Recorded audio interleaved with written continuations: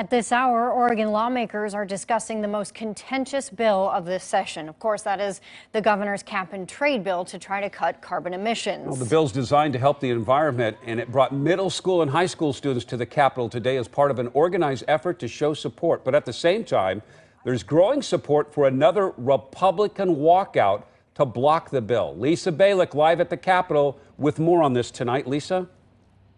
Well, in this short session, that cap and trade bill is slowly making its way to the Senate floor. There's a hearing going on right now at the Capitol. Now, supporters came today to try and urge a yes vote, but there's trouble ahead. For these students from across the state, it was a chance to talk with lawmakers and their staff about what matters to them. Go make change. I'm proud to be here with you today. They're working to show lawmakers how much they support the cap and trade bill, which they believe will help the environment. The students met with lawmakers today, urging them to vote yes on the governor's bill to reduce carbon emissions by limiting how much companies can produce.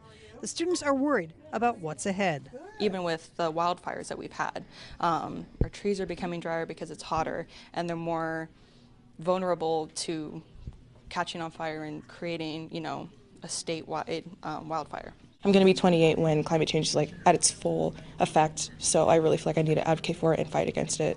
But opponents say the bill will mean big increases in fuel prices that would hurt truckers, farmers, and other industries. The governor's bill is expected to head to the Senate floor later this week, but there's trouble brewing.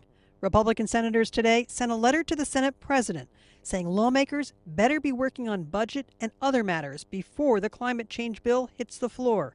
No direct mention of another walkout, but inside the Capitol, they're already making plans and counting heads to see who's willing to walk out again and prevent enough members from being on the floor to keep the climate change from a vote.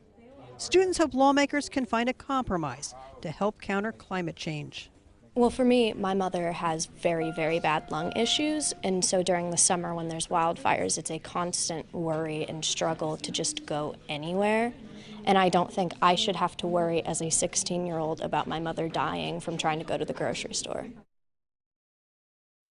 Now, again, at this hour, there's a Senate subcommittee that's meeting, expected to pass that bill on to a full committee. From there, it would go to the Senate floor, and that's where the real trouble will begin, most likely later this week.